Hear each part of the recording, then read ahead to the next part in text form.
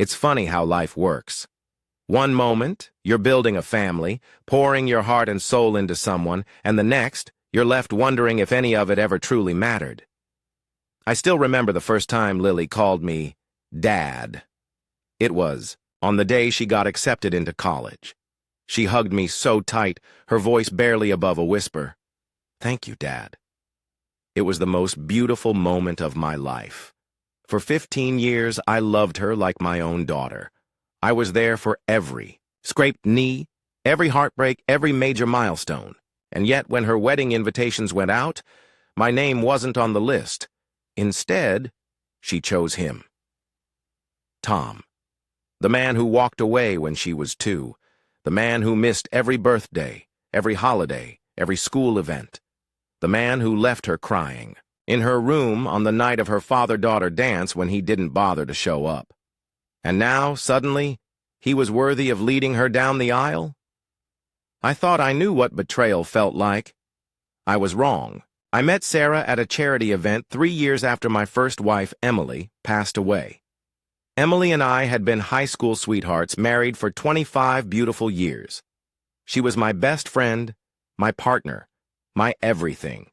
When cancer took her, I lost myself in work, drowning in real estate deals and business meetings just to escape the silence of an empty home. And then there was Sarah, warm, energetic, full of life.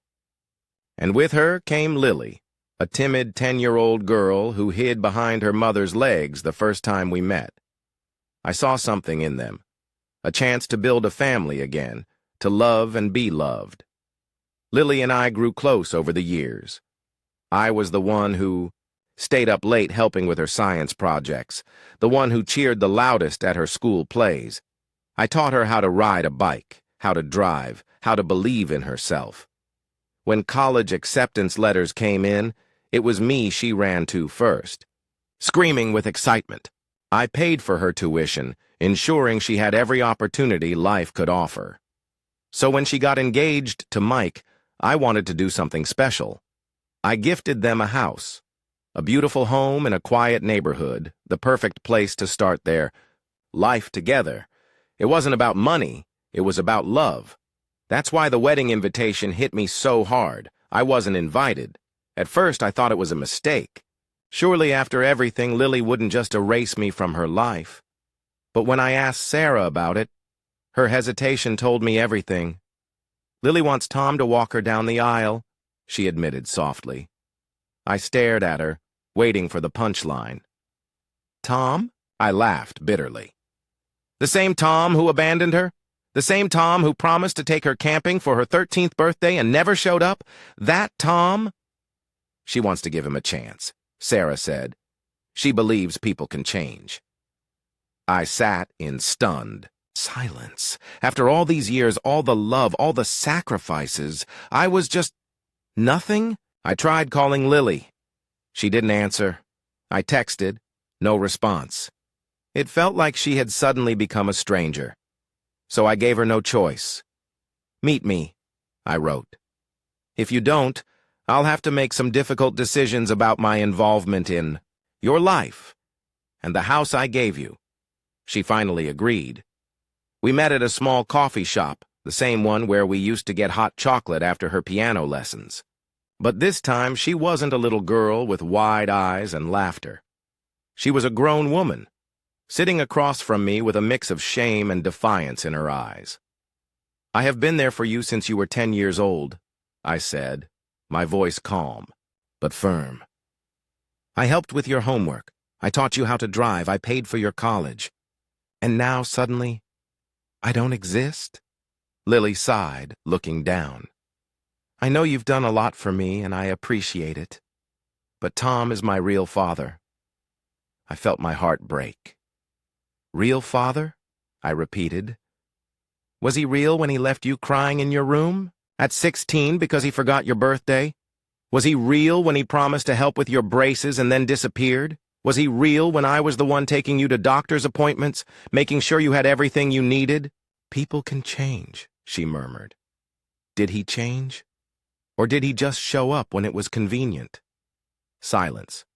Then she said the words that sealed my decision. Tom is helping pay for the wedding. He wants to take responsibility.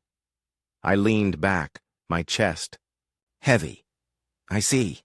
I stood up, reaching for my coat. If Tom wants to be your father, let him. But that means he can take on all the responsibilities that come with it. I won't be paying for the wedding. And the house? Consider it off the table. Her face paled. She hadn't expected that. I still want you in my life, she whispered. Just not at the wedding. I shook my head. That's not how family works. And with that, I walked away. The wedding happened without me. Tom walked Lily down the aisle, played the role of the perfect father. But fairy tales don't last. 2 months later, he was gone. Again. Stopped answering calls. Disappeared. Sarah called me in tears. She made a mistake, she said. She's too ashamed to call you herself, but she misses you so much. I closed my eyes, the pain still raw. I understand, I said, but I can't just pretend these last 6 months didn't happen. Sarah begged me to reconsider. Maybe one day I will, but not today. Because love is a gift. It should never be taken for granted. I gave Lily 15 years of my life. I gave her everything, and when it mattered most, she chose someone else. Now, for the first time in a long time, I'm choosing myself. Life has a way of teaching us painful lessons. Family isn't just about blood. It's about love, loyalty, and showing up when it counts. I don't know if I'll ever fully forgive Lily. Maybe time will soften the pain. Maybe one day she'll realize what she lost. But for now, I'm moving forward. And if there's one thing I've learned through all of this, it's this. Never give your heart to someone who doesn't cherish it, because love should never be a one-way street. Thank you for watching. If you haven't subscribed yet, please do so and hit the notification bell to stay updated with more shocking real-life stories happening around you.